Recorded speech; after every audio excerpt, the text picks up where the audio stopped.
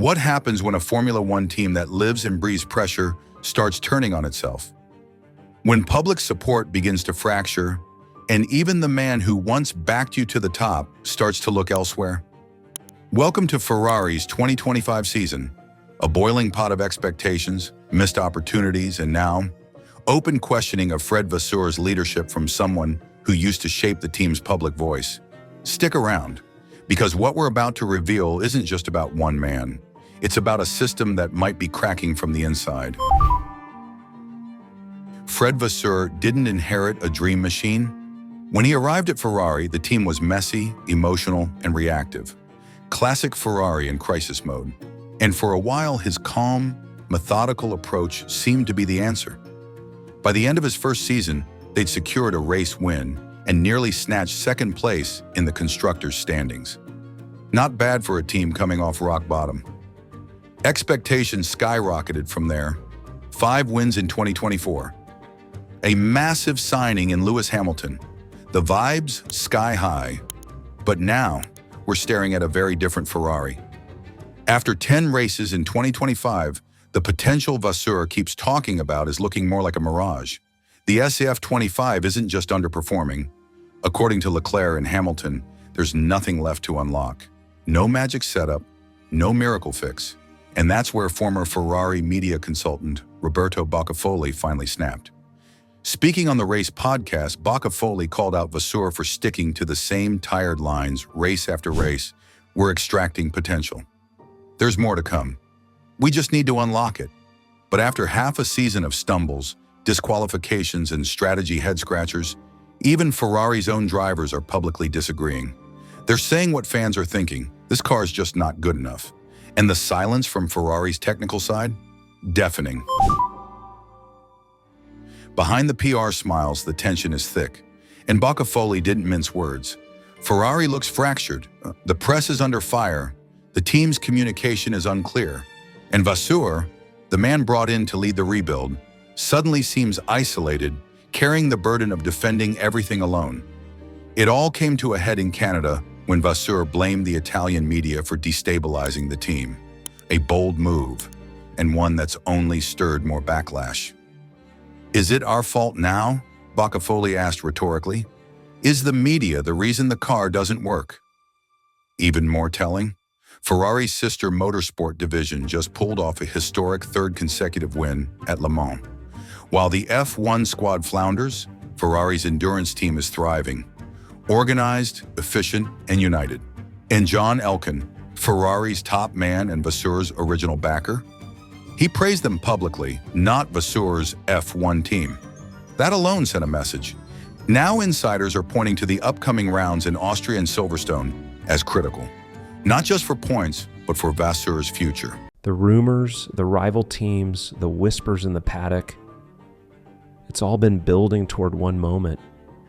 George Russell, Mercedes' golden boy, is on the edge of a career-defining decision. He's spoken to McLaren. He's hugged Flavio Briatore. He's been linked with Red Bull. But now, just as the F1 world starts to wonder if Mercedes might be losing their future star, the team could be pulling off the ultimate home race move. And what's coming at Silverstone might just seal the deal and silence the speculation for good. Let's unpack what's happening behind the scenes, what's being said in public, and what this means for the future of both George Russell and the Mercedes dream. After a rocky few years trying to claw performance out of the unpredictable W13 and W14, 2025 has been George Russell's bounce-back season. 4 podiums, a commanding victory in Montreal, leading his rookie teammate by more than 60 points. Russell isn't just delivering, he's evolving into a team leader, a title contender in waiting, and the rest of the grid has noticed. Behind closed doors, Russell's been spotted in all the right places, chatting with McLaren's top brass in Australia, getting cozy with Alpine kingmaker Flavio Briatore in China, even engaging in casual talks with Red Bull boss Christian Horner, who's never hidden his admiration for the Brit. And just recently, Aston Martin threw their hat into the ring, reportedly expressing serious interest. But despite all that noise, Russell's message has been consistent. I want to stay at Mercedes.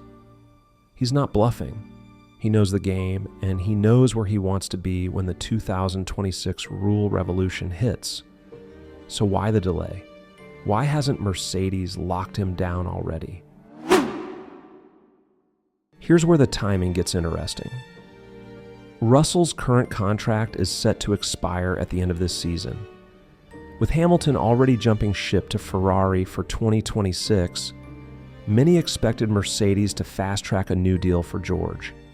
Instead, the teams played it cool, very cool. Toto Wolff's been calm, borderline casual about it. George and I are totally clear. There's 100% alignment.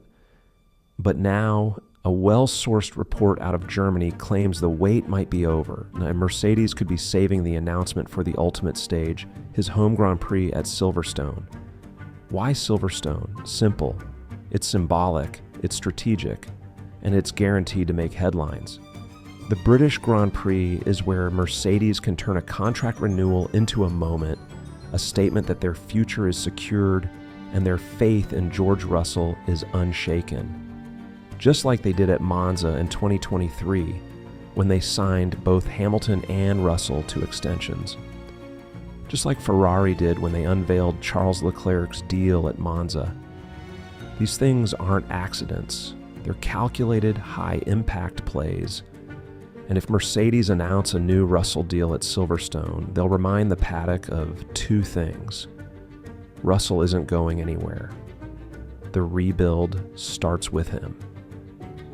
In George's own words, he's not hiding his ambition, he's not hiding his loyalty, and he's certainly not panicking.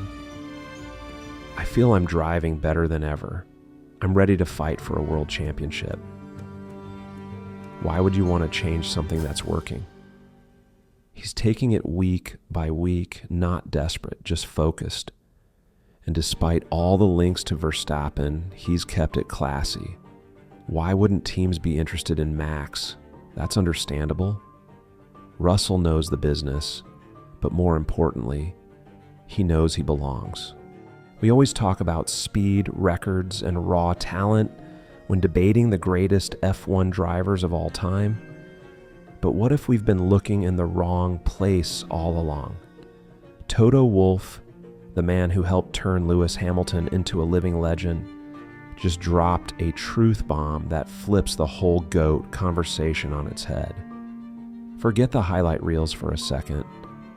What separates the icons from the rest of the grid might have nothing to do with lap times, and everything to do with something you don't see in the cockpit. Let's break down Wolff's surprising theory, and how it might explain why some F1 careers explode into greatness, while others silently crash and burn. When Jenson Button recently claimed that F1 drivers are selfish by nature, most people nodded in agreement. I mean, makes sense, right? These are people who've spent their entire lives chasing individual glory at 300 kilometers per hour. But Toto Wolff, he disagrees strongly, and he would know. He's worked with Hamilton, Rosberg, Bottas, and now Russell. He's managed egos, calmed tempers, and steered his team to 8 constructors' titles. Wolff argues that the greatest drivers, Hamilton, Schumacher, Senna, Fangio, all share one key trait. They're not selfish. Wait, what? Here's the twist. Wolff doesn't deny that selfishness plays a role early in a driver's career.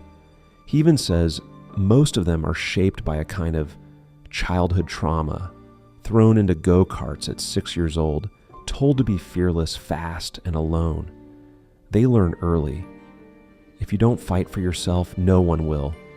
But once they make it to the top level, the ones who stay on top, who build dynasties, shift gears completely.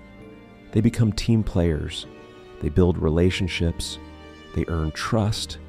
And most importantly, They understand that championships aren't won alone. You need to be selfish to beat your teammate, but the best ones, they have emotional intelligence. They know it's not just about them, Wolff said. Just look at Schumacher. Sure, he was a beast in the car, but he was also the architect of a legendary Ferrari team culture. Or Hamilton, dominant, yes, but also fiercely loyal, collaborative, and respected by everyone from engineers to interns. These drivers aren't just fast, they're aware. They understand the bigger picture. They don't burn bridges. And that, says Wolff, is the difference. You'd think F1 drivers, the rock stars of motorsport, would be treated like royalty behind the scenes, but not in Toto Wolff's garage. He made one thing very clear from the start. There are 2,500 superstars at Mercedes, not just two. Whether you're assembling gearboxes in the factory or racing wheel to wheel in Monaco, you get the same level of respect. But with that comes the same expectation: zero tolerance for selfishness. When Hamilton and Rosberg nearly tore the team apart with their on-track battles, Wolff didn't hesitate. He reminded both drivers that their actions had consequences, not just for the scoreboard, but for the people who rely on team bonuses to pay their bills. Wolff's message: act like you're bigger than the team, and you're out, no matter how many trophies you've won. If you put our success at risk or damage our brand, I'll be ruthless. You have no part in this team. That's not just management, that's culture. And it's why Mercedes remained dominant for almost a decade, even as rivals like Ferrari and Red Bull crumbled under pressure. So when Wolff says the greatest drivers aren't selfish, he's not speaking as a fan, he's speaking as the guy who helped create one of the most successful partnerships in F1 history.